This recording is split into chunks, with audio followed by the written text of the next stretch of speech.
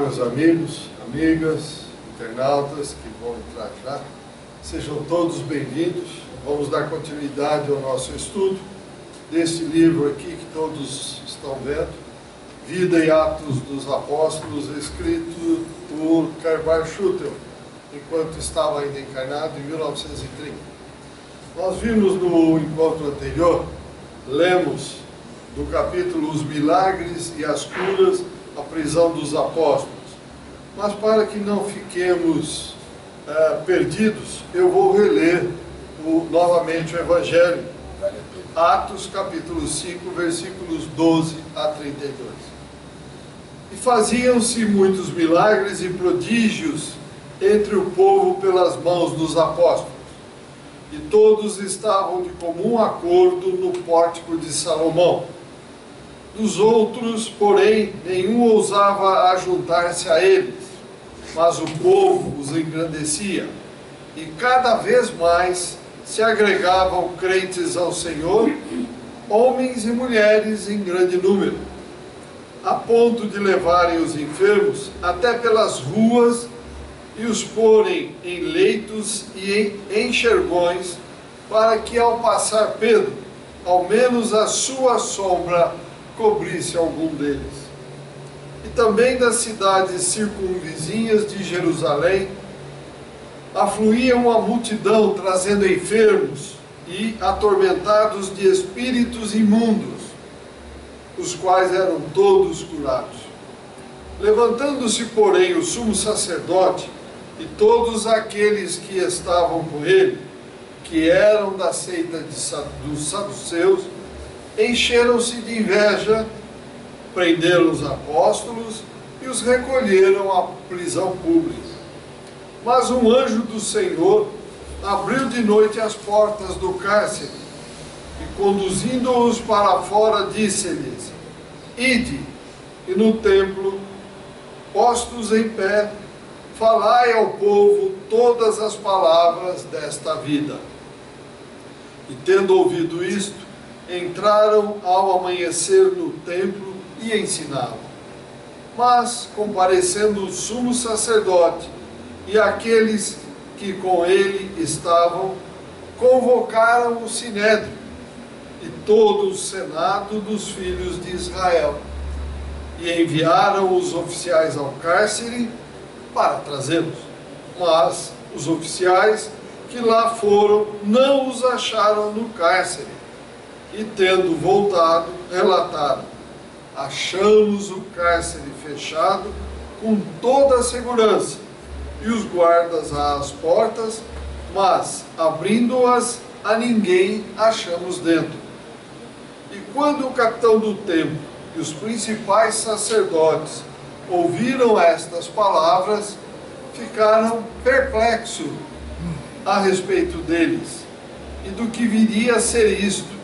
E chegou alguém e anunciou-lhes: eis que os homens que metestes no cárcere estão no templo, postos em pé e ensinando o povo. Nisto foram o capitão e os oficiais e os trouxeram sem violência, porque temiam ser apedrejados pelo povo. E tendo-os trazido, os apresentaram no sinédrio. E o sumo sacerdote interrogou-os, dizendo: expressamente vos admoestamos que não ensinasseis nesse nome, e eis que tendes enchido Jerusalém com o vosso ensino, e quereis trazer sobre nós o sangue deste homem. Mas Pedro e os apóstolos responderam: importa antes obedecer a Deus que aos homens. O Deus de nossos pais ressuscitou a Jesus, que vós matastes, pendurando-o no madeiro. A ele elevou Deus com a sua destra a príncipe e salvador, para dar arrependimento a Israel e remissão de pecados. E nós somos testemunhas destas coisas, e bem assim o Espírito Santo que Deus deu àqueles que lhe obedecem. Atos, capítulo 5, versículos 12 a 32. Então vamos ver como é que Karl Schutel vai esclarecer esse belíssimo Evangelho, ou esse belíssimo Atos aqui, capítulo 5. O cristianismo é uma reunião, um congregado completo de boas obras. Assim como o mundo não consiste unicamente de terras, mares e de rios, mas de tudo que nele existe de bom, de útil, de indispensável à vida, à instrução e ao progresso, assim também o cristianismo é substância, é luz, é vida para todos aqueles que ingressarem em suas fileiras. Todos os dons, todas as faculdades, quais clareiras abertas a um mundo novo, tudo que é indispensável à vida moral e espiritual, que exalta o coração e consubstancia o cérebro, que enobrece a alma, que eleva, dignifica, espiritualiza o homem. Tudo isso encontramos onde? No cristianismo. Então observemos que a união daqueles crentes que formavam a comuna cristã, o seu desinteresse, o seu espírito de concórdia, de paz, de humildade, e de outro lado, as extraordinárias lições que os Espíritos lhes davam por intermédio dos apóstolos. Então observemos os fatos maravilhosos que se desdobravam a todo momento às suas vidas. Ou melhor, aqueles fatos que se desdobravam a todo momento, ali às vistas de todo mundo, a presença de todo mundo. Ali aconteciam, desenrolavam cenas admiráveis, às vezes patéticas, que repercutiam, como diz Karl aqui, de quebrada em quebrada lá na Judéia. Atraía homens, mulheres, crianças. Então, são aqueles que iam tentar beber no cálice da revelação, a sabedoria que enaltece, o amor que embalsama, a fé que nos salva. Diz Karl, são os enfermos, uns caminhando os trôpegos, mas por seus próprios pés, outros carregados por mãos piedosas em leitos e enxergões, para que, ao passar Pedro, ao menos a sua sombra cobrisse algum deles. Ou seja, os enxergões é sentado junto ao chão e à calçada, a parede e a calçada, de tal forma que passando Pedro, quem sabe a própria sombra dele passasse por cima daqueles necessitados, e a fé com que essa sombra até os curasse. Imaginar então as romarias que enchiam as estradas, vindas de todas as cidades, de toda a circunvizinhança em direção a Jerusalém. Conduziam então os atormentados pelas enfermidades e subjugados, como ele dizia aqui, não espíritos imundos, mas espíritos obsessores, que recebiam então a saúde, o remédio que libertava do mal. Então vejam, antes de continuarmos, quem são os obsessores? São espíritos, irmãos como nós, irmãos em Deus, que como nós um dia ainda estávamos atrasados, e aqui naquela época estavam ainda atrasados em relação à sua evolução de volta ao Pai. Nós já comentamos e vamos repetir, para este orbe, este planeta, foi criado, autorizado por Deus, cerca de 30 bilhões de espíritos. Desses 30 bilhões, 7 somos nós encarnados. Números aproximados. Outros 7 são aqueles céticos, que não acreditam em nada. Ah, morreu, acabou. Esses estão dormindo provisoriamente no mundo espiritual. 7, 14 para 30, 16. Onde é que estão esses 16 bilhões de espíritos? Estão na dimensão espiritual, coexistindo, convivendo simultaneamente conosco. Estão ao nosso lado. Então, de acordo com os nossos pensamentos, as nossas afinidades, esses espíritos estarão juntos de nós. Então, seriam obsessores porque caíram de paraquedas, como eu brinco? Por acaso? Não, não existe acaso. Obsessores porque os nossos pensamentos se equalizavam ou se equalizam até hoje. Os afins se atraem. Não existe algo que Deus impõe, não existe nada disso. Nós é que atraímos esses companheiros. Por isso Cristo foi muito claro. Orai e vigiai, vigiai os pensamentos.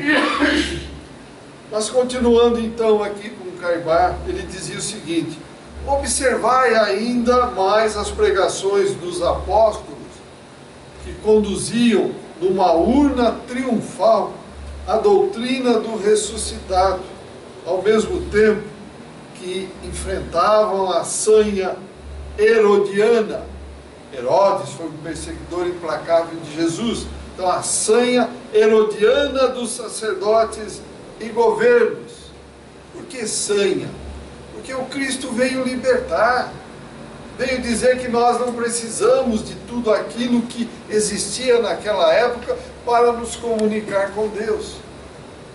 E como só ia acontecer até hoje, os que comandam, os que mandam, não querem perder as benesses.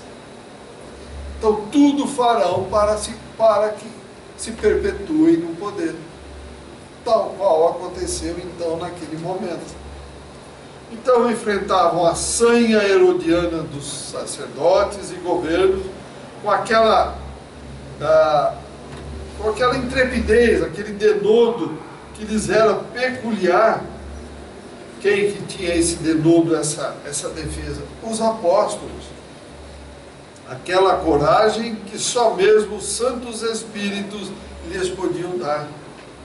E tereis então estampado às vossas vistas um quadro ainda muito mal delineado do heroísmo, em sua mais alta expressão, como diz Caibar, da verdade, com suas fulgurações modeladas em cores inéditas, não só por aquele povo, como até hoje.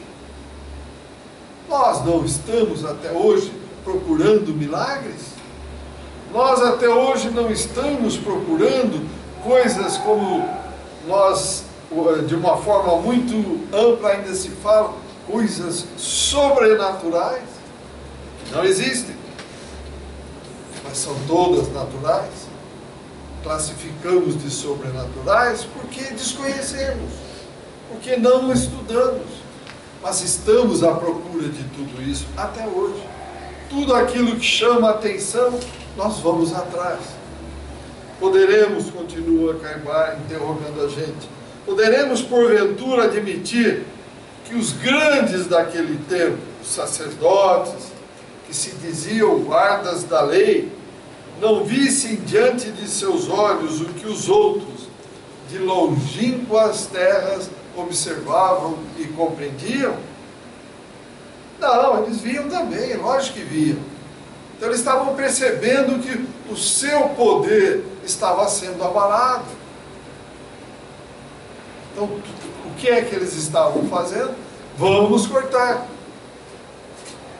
Se nós voltarmos no tempo e formos estudar a história do cristianismo, a evolução do cristianismo, nós vamos ver, meus amigos e amigas, que desde o princípio sempre foi desta forma. Quando os poderosos, os reis, os sacerdotes, se sentiam ameaçados nas suas benesses, na sua vida tranquila, em que os adoradores lhe traziam tudo às mãos, eles iam contra. Isso é natural. Isso é feito até hoje. Nós vemos nas igrejas hoje, de uma forma ampla, o que se faz com o dízimo. Exige-se, tira-se. Está correto isso? Não, mas as pessoas aceitam. Então, continuando aqui, viam, essas autoridades viam e sabiam que uma nova luz havia baixado no mundo. Mas a inveja, quando chega a denegrir a alma, modifica as cores, obscurece todo o entendimento, endurece o coração, desorienta o espírito, atirando-o nos baratos, quer dizer, nas profundas cavernas, vamos usar esse termo, dentro das suas profundezas internas, que o leva à descrença, e que a materialidade faz com que isso tudo se ressalte. O sumo sacerdote e todos aqueles que estavam com eles, feridos no orgulho, diz Caibar, cheios de inveja, pois apesar da sua grandeza, não faziam nada daquilo que os apóstolos estavam fazendo, apesar de toda a sabedoria, sendo absolutamente impotentes para imitar aqueles humildes pescadores. Fizeram então prender e recolheram na prisão. Por acaso foi diferente com o Cristo que foi feito? Como não se pôde matar as ideias, imaginaram que matando o autor das ideias, as ideias desapareceriam. Estão aí, proliferaram simplesmente. Estão aí até hoje como se tivessem acabado de ser ditas. Eles não podiam prever que aquele recurso que eles utilizaram, extremo, contra a lei, contra a justiça, contra a verdade, seria mais uma oportunidade proporcionada ao Espírito para a sua ostensiva manifestação, destruindo o poder dos poderosos e dando força aos humildes. E assim aconteceu. O Espírito que movimenta os ares, faz tremer a terra, o Espírito que traz em suas mãos potentes as chaves de todas as prisões, o fogo que tudo consome, não poderia permitir que os representantes daquele povo e intermediários permanecessem no cárcere sob o jugo de grilhões, ou seja, amarrados, presos. Por quê? Eles não fizeram nada de errado. Ao contrário, estavam divulgando a boa nova. E deste modo, então, libertos da prisão e com ordem expressa para irem no templo e pregarem, assim foram encontrados aqueles que anteriormente foram sequestrados e afastados da tarefa espiritual. Então eles tiveram, a partir daquele momento, ocasião, aqueles que os sequestraram, de ver e sentir a misericórdia de Deus e o seu grande poder. Então, meus amigos, antes de continuarmos falando sobre esses fenômenos maravilhosos, quem de nós, ser humano, quem de nós, fica o desafio, teria condição de fazer isso? Nenhum de nós. Nenhum de nós. Nenhum de nós. Sem a proteção, né, espiritual. Sem a proteção espiritual, como eram esses sacerdotes, esses governos herodianos, como ele diz aqui, com os olhos da inveja, com a materialidade puramente tocando o coração dele, jamais conseguirão fazer qualquer coisa dessa. Jamais. Então são fenômenos maravilhosos. E quem os poderá esclarecer, explicar, confirmar e melhor glorificar todos esses fenômenos que não o Espiritismo? Quem? As igrejas continuam dizendo que você vai morrer, vai lá para o juízo, vai dormir, vai esperar o julgamento, o juízo final. O Espiritismo não diz nada disso.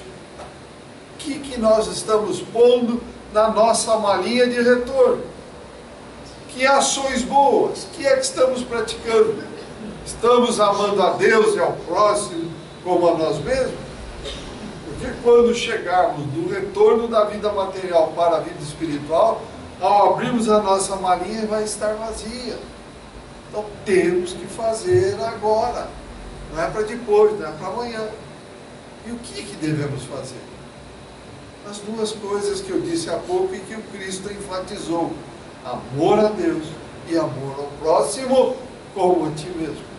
Aprendamos a nos amar, porque se nós não nos amarmos, nós não vamos amar o nosso próximo. Cuidado com amar, hein? Não é no sentido narcisista de se achar bonito, formoso, formosa, não. É doar, é dar sem pedir nada em troca. Que a esquerda não saiba o que a direita fez.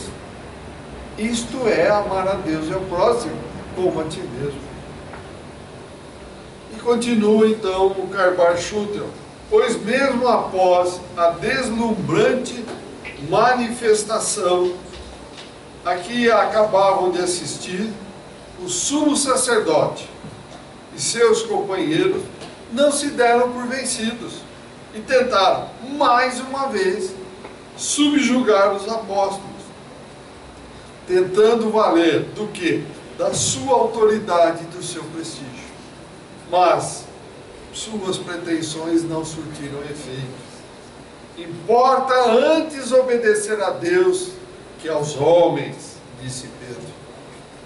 Quão luminosas são essas palavras, e quão poucos são aqueles que as obedecem no dia de hoje, mesmo decorridos 2000 anos desde a manifestação do Filho do Altíssimo na Terra. Então vejam, quantos as obedecem? Quantos de nós nos preparamos para efetivamente nos sentirmos parte do universo? Sentir que nós não estamos andando de quatro, que já saímos do reino animal, que já passamos para o reino nominal, que já nos levantamos, estamos andando erectos. E se assim estamos andando, é para nós fixarmos a nossa atenção no mais alto do universo, que é Deus. Mas continuamos olhando para o chão, para a matéria, achando que tudo está aqui. Podemos matar, podemos roubar, podemos prejudicar, podemos tapear, podemos corromper, que está tudo numa boa. Não está numa boa, não. Aparentemente pode estar. E quando fecharmos os olhos? Quando eu morrer acabou. Aí é que as coisas vão começar. Não vai acabar nada, não. Aí é que nós, como brincam no interior, é que nós vamos ver o circo pegar fogo, gente. Nós vamos ver as coisas complicarem. Então, já que nós tivemos e temos a oportunidade de conhecer o Espiritismo e todas essas coisas maravilhosas que o Cristo deixou, que os apóstolos vivenciaram, o que é que estamos esperando para obedecer a Deus e não aos homens? E conclui Caibar: a vida dos apóstolos e seus atos constituem um espelho que reflete as luzes do puro cristianismo. Quem os estudar e se esforçar por imitá-los, não deixará de receber as bênçãos de Jesus e a proteção dos espíritos elevados que dirigem a falange do Consolador que se encontra neste mundo. Está em nossas mãos, meus amigos e amigas e internautas. Cada um de nós é dono do seu destino. Cada um de nós pode conduzir a sua nave para o caminho que quiser, desde que obedeçamos às leis do universo. Paz, amor, harmonia e equilíbrio. Porque se assim não agirmos, uma das leis, ação e reação, nos buscará onde quer que estejamos. Perguntas, observações, esclarecimentos, por favor. Quem tiver alguma contribuição? Vai. Pois não, sim. Às vezes eu fico me perguntando se o problema do ser humano, nossa não evolução, se ela está ligada a esse passado distante, ou se nós aprendemos nessa atual encarnação. Porque a gente vê esses apóstolos, tá certo? Que eles já vieram preparados, mas eles deram de frente com tanta ignorância, com tanto poder econômico, que qualquer coisa que eles fizessem, você acabou de ler, iam preso. Eles não queriam saber se estava falando em nome de Deus.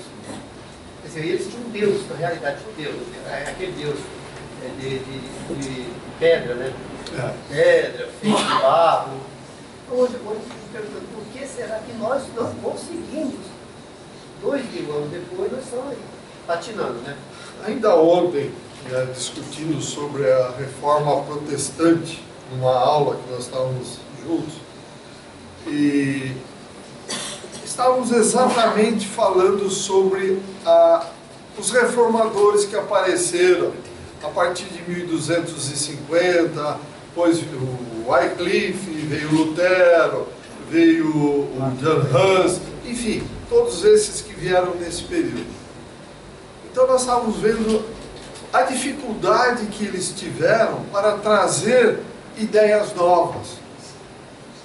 E para nós hoje analisarmos aquilo, dá a impressão de que eles, às vezes até podemos pensar, eles poderiam ter batido mais forte. Mas aí, ao final da aula, houve a incorporação de um espírito que se manifestou da época. Ele disse, para vocês hoje, vocês estão no céu. O pensamento é livre, vocês podem pensar. Naquela época, 1550, 1600, eu estava ouvindo a minha filha sendo torturada, eu não pude fazer nada, porque nós estávamos aceitando essas ideias novas da reforma. O pensamento não era livre. Milhares e milhares de pessoas morreram por querer ter o pensamento livre. Então nós não podíamos fazer nada contrário ao que os governantes e a igreja mandavam. Então veja, hoje nós temos essa facilidade, podemos falar, podemos discutir. Naquela época não. Ou era, só tinha uma saída. Se não fosse como estava determinado, morria. Como John Hus morreu queimado, Jerônimo de Praga morreu queimado, e aí por aí sucessivamente. Era complicadíssimo. Então hoje, Agostinho, para concluir, hoje nós temos liberdade. Mas como nós estávamos acostumados e educados nas existências anteriores, está difícil para mudar, mas nós temos que mudar. Temos uma ferramenta fenomenal na mão chamada doutrina espírita, que esclarece tudo e mostra tudo. Basta que queiramos fazer e queiramos desenvolver. Deu para esclarecer? Mais alguma pergunta? Mais algum comentário? Por favor. Então vejam, nós estamos em momentos de grandes mudanças. Não podemos mais ficar de braços cruzados, como ainda repetindo essa manifestação que houve ontem, nós estamos no momento em que nós temos que ser efetivamente agentes de mudança e não ficar observando as coisas acontecerem, porque a quem muito for dado, e vocês estão recebendo, de vocês muito será cobrado. Então não podemos mais, de jeito nenhum, esperar de braços cruzados. É o momento, gente, é o momento. Estudemos, trabalhemos, busquemos auxiliar, porque fora da caridade não há salvação. E uma coisa importantíssima, naquele momento, 1500, o que aconteceu com a reencarnação? O concílio, se eu não me engano, de Nicéia, em 532 da nossa era, simplesmente retirou do cristianismo a reencarnação. E até então, a própria igreja aceitava a reencarnação como fato consumado. E naquele momento, 1500, na Reforma, não se admitia a reencarnação. Então era a conversão pela fé. Então isto era legítimo para eles, porque não existia o esclarecimento da reencarnação. Mas hoje nós sabemos, não basta ter fé, porque como Paulo disse, a fé sem obras é morta. Tá certo?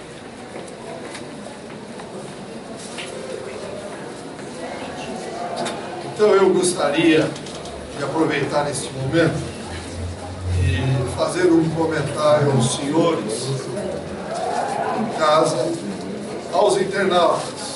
Está em cartaz esse filme, Blood Money. Está aqui, meus amigos. Entrou em cartaz dia 15 de novembro no cinema. Por favor, assista. Mostra de forma muito clara, em depoimentos, a indústria do aborto instalada nos Estados Unidos. Milhões e milhões de abortos são provocados numa boa, como se fosse uma coisa tranquila. Existe uma indústria. E este mesmo modelo que está aqui não é ficção, são depoimentos reais de pessoas donas de clínicas aborteiras, de médicos aborteiros, de pessoas que fizeram um aborto. Esse mesmo modelo é aquele que está sendo praticamente olhado para ser implantado no Brasil.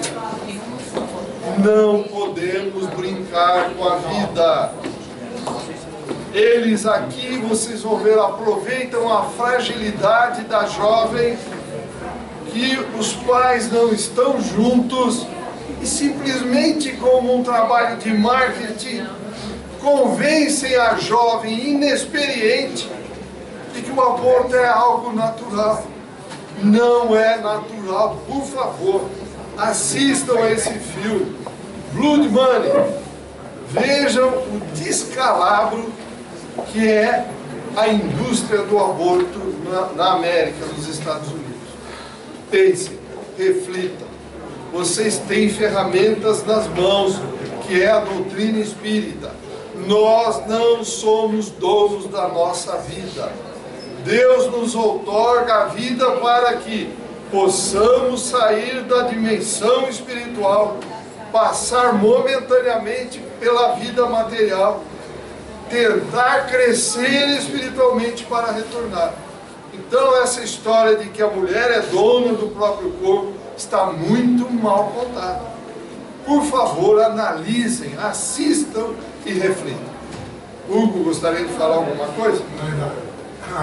Coloca também a questão, né, do país que quer dizer que é democrático, do preconceito racial, de que acontece muito mais na população negra e pobre do que na população branca dos Estados Unidos. Nasceu do racismo, do preconceito e de inspirações outras que eu prefiro não falar numa casa que fala de Jesus. E se nós observarmos esse filme, nós vamos ver que o povo da raça negra está assim com um nível de aborto muito maior, a tal ponto que a taxa de natalidade está sofrendo um decréscimo muito grande, e se mantiver nesse nível, a tendência é diminuir a raça negra nos Estados Unidos. Está aqui neste filme. Blood Money, indústria do aborto. Veja, vale a pena, meus amigos, pelo menos para reflexão e nós nos pensarmos. Muito obrigado a todos, obrigado internautas, e até o próximo encontro, quando nós veremos o parecer de Gamaliel.